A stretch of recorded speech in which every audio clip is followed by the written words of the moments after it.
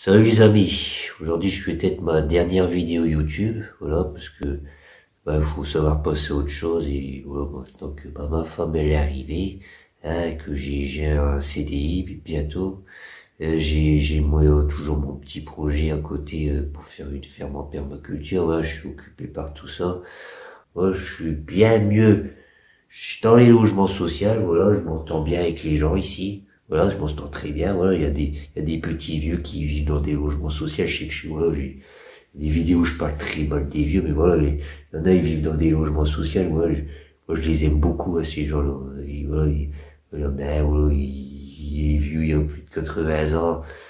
Il a jamais eu de femme de sa vie, hein, il a jamais connu l'amour, il a jamais vécu en couple alors qu'il a 80 ans. Quand il était plus jeune, son père il le battait et tout. Ah, moi, je leur rends service. Voilà, j'aime bien ces personnes-là. Voilà, moi, j'ai du cœur quand même. Voilà, j'aide beaucoup. Voilà. Et des fois, j'aime bien travailler un peu moins. Je n'aime pas travailler 40 heures, 35 heures. Je préfère travailler que 20 heures. Comme ça, je peux rendre service à des amis. Je peux rendre service à mes voisins.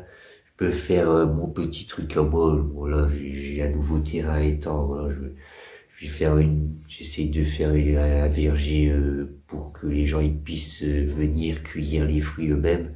Voilà, je voudrais faire ça. Parce que bon, les pommiers, je sais qu'avec le réchauffement climatique, ils feront presque plus de pommes. Alors je vais faire plutôt des petits fruits. Alors, cerisiers, abricotiers, puis aussi des groseilliers, tout ça. Des myrtilles. Les myrtilles, peut-être ça va pas fonctionner, mais framboisiers, en tout cas, ça va fonctionner normalement. Et puis les murs, etc. Et puis voilà, pour les cerisiers, je vais essayer de les acheter petits, et puis faire en sorte que les branches, je vais les abaisser le plus possible quand ils seront encore jeunes, voilà, pour leur donner une forme rabaissée. Comme ça, les gens, ils auront pas besoin de monter sur un escabeau pour les cueillir.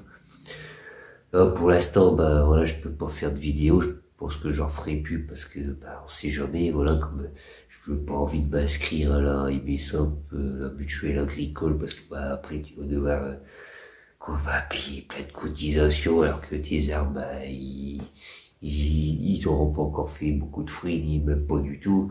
Tu devras déjà commencer à payer des cotisations pour, alors que même pas commencer à gagner de l'argent comme ça.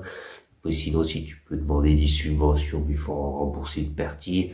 Alors, tu dois travailler comme un esclave à faire des légumes, et puis, au bout d'un moment, tu te rends compte, tu travailles comme un esclave pour payer des cotisations et rembourser, les aides, etc. Et puis, ouais, et puis tu te rends compte que, t'es de plus en plus endetté parce qu'il faut être plus rentable, donc racheter plus d'outils, spécialisés, etc.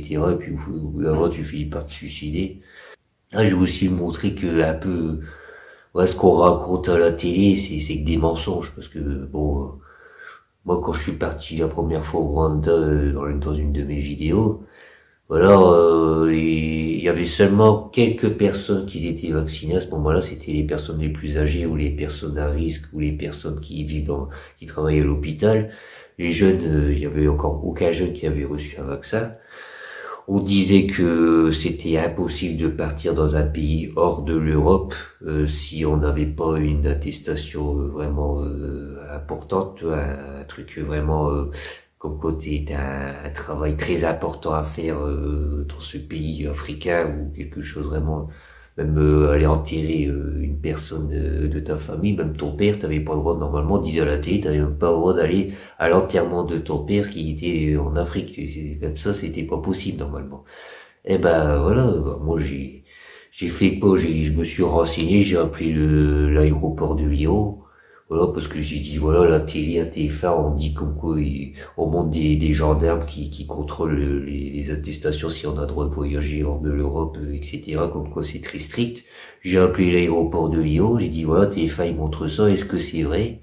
Est-ce qu'il y a des gendarmes qui vérifient les gens? Ils m'ont dit, non.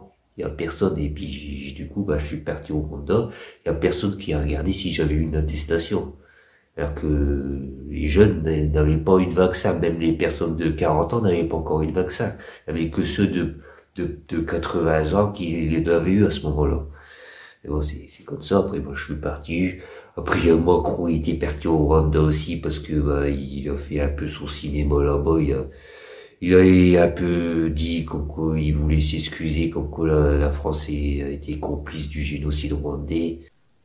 Au Rwanda, on dit que les oiseaux ne chantent pas le 7 avril, parce qu'ils savent. C'est aux hommes qu'il appartient de briser le silence. Et c'est au nom de la vie que nous devons dire, nommer, reconnaître. En s'engageant dès 1990 dans un conflit dans lequel elle n'avait aucune antériorité, la France n'a pas su entendre la voix de ceux qui l'avaient mise en garde. Ou bien a-t-elle surestimé sa force en pensant pouvoir arrêter ce qui était déjà à l'œuvre? La France n'a pas compris qu'en voulant faire obstacle à un conflit régional ou une guerre civile, elle restait de fait aux côtés d'un régime génocidaire. En ignorant les alertes des plus lucides observateurs, la France endossait alors une responsabilité accablante dans un engrenage qui a abouti au pire. Lorsqu'en avril 1994, les bourreaux commencèrent ce qu'ils appelaient odieusement leur travail, la communauté internationale mit près de 3 mois, 3 interminables mois avant de réagir. Et nous avons tous abandonné des centaines de milliers de victimes à cet infernal huis clos. Au lendemain, alors que des responsables français avaient eu la lucidité et le courage de qualifier le génocide, la France n'a pas su en tirer les conséquences appropriées. Depuis, 27 années de distance amère se sont écoulées. 27 années d'incompréhension, de tentatives de rapprochement sincères mais inabouties. 27 années de souffrance pour ceux dont l'histoire intime demeure malmenée par l'antagonisme des mémoires. Alors, en me tenant avec humilité et respect à vos côtés ce jour, je viens reconnaître nos responsabilités. N'effaçant rien de nos passés, il existe l'opportunité d'une alliance respectueuse, lucide, solidaire, mutuellement exigeante entre la jeunesse du Rwanda et la jeunesse de France. Et c'est l'appel que je veux lancer ici. Bâtissons ensemble de nouveaux lendemains. Préparons ici, pour nos enfants, de prochains souvenirs heureux.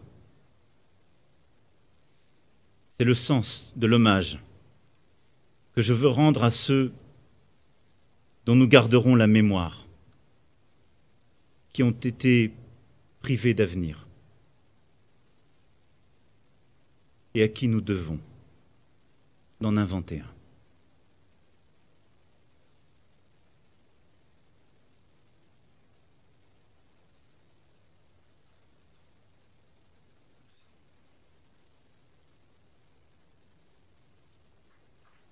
Ouais, il avait fait son cinéma, après il est parti là-bas en même temps que moi, on dirait.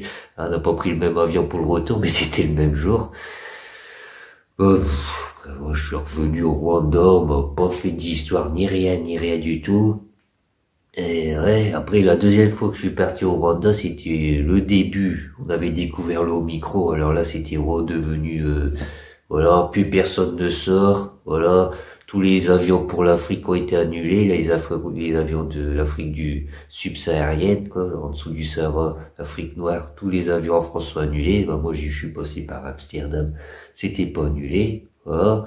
Puis je suis parti là-bas, tranquille, voilà, c'est pareil, personne n'a vérifié quoi que ce soit, pourquoi j'allais là-bas, puisque j'avais un intérêt à aller là-bas, rien du tout. Et puis quand je suis revenu, ça m'a fait rire parce que TF1, ouais, c'était au moment de Noël, quand je suis revenu, c'était juste avant Noël, et TF1, ils montraient des gens en disant, ouais, les expatriés qui sont en Afrique, en dessous du Sahara, ou en Inde, parce que à ce moment-là, l'Omicron, il avait été pas mal détecté en Inde, et comme on n'était pas encore sûr qu'il était pas dangereux, on disait les expatriés ne pourront, pour la première fois, ne pas revenir en France pour fêter Noël. Et donc, pour la première fois, il y aura des familles qui ne pourront pas fêter Noël et ensemble en France. Ils pourront pas revenir parce qu'il y a l'Omicron, c'est très strict et on interdira les personnes les expatriés de revenir alors que ça sert à rien d'aller à l'aéroport. Et moi, bah, je suis revenu juste avant Noël. Alors, le pire, c'est que quand je suis arrivé à Lyon, on m'a même pas demandé si j'avais fait un test. Même pas un test antigénique ou PC, rien du tout. Hein. On m'a rien demandé. Alors que quand t'es au Rwanda, si tu veux rentrer dans l'aéroport, pour même pas pour prendre l'avion, hein, juste pour visiter l'aéroport, t'es obligé d'avoir un test PCR négatif. Et même si t'es vacciné, tu dois quand même avoir le test PCR négatif. Et ben quand je suis revenu en France, alors que t'avais eu Macron qui disait les expatriés ne peuvent pas rentrer en France, ceci, cela, hein, quand je suis arrivé à l'aéroport de Lyon, ils ont même pas demandé si si j'étais vacciné, que j'avais fait un test et je suis rentré au moment de Noël, tu vois. Il n'y a eu pas de problème, tu vois. Voilà. C'est pour dire, voilà, TF1, ils vous ment. Voilà. Voilà. Et la preuve, voilà, c'est ce que j'ai fait. Voilà. Je suis marié en plus. Franchement, j'ai fait tout ce qui disait que c'était impossible à TF1, qu'on pouvait pas faire, et ça a marché. Voilà. Tout ce que j'ai fait, ça a marché. Et j'ai pas pris d'avion privé, hein, j'ai pris, c'est KLM. KLM, c'est des avions Air France. Oh. Alors, que c'est juste, c'est une société, KLM, une société néerlandaise, mais les avions, c'est le groupe Air France. Alors, c'est une collaboration. Voilà, je voulais dire, voilà, tout Macron, tout ça, c'est des mensonges. Après, il y a eu la guerre en Ukraine, alors Macron, il a dit, machin, voilà, on va tout faire pour aider les Ukrainiens, la France est aux côtés de l'Ukraine, etc. Et puis, voilà, il laisse crever les Ukrainiens, voilà. Macron, il a dit à Poutine, l'autre Poutine, ouais, surtout, il faut préserver les civils, voilà, les droits humains, les droits machin, comme si c'est Macron qui dictait à Poutine ce qu'il doit faire, tu vois. Puis on a réélu Macron, voilà, c'est très bien. Continuez vos conneries, c'est bien. Macron, c'est très bien. Tout ce qu'il dit, c'est que des mensonges. Après, il y avait la vieille bourgeoise de Marine Le Pen qui aurait pu passer. Elle sert à rien du tout, celle-là. Elle est nulle. Alors, tout ce que je sais faire, c'est maintenant, pour essayer de montrer qu'elle est gentille, elle fait croire qu'elle s'est un peu gauchisée, tu vois, hein, qu'elle est proche du peuple, alors que c'est une vieille bourgeoise raciste et tout ce que tu veux. Mais c'est pas grave, hein, de toute façon, c'est la honte. De toute façon, les élections présidentielles, là, que c'était vraiment une honte absolue.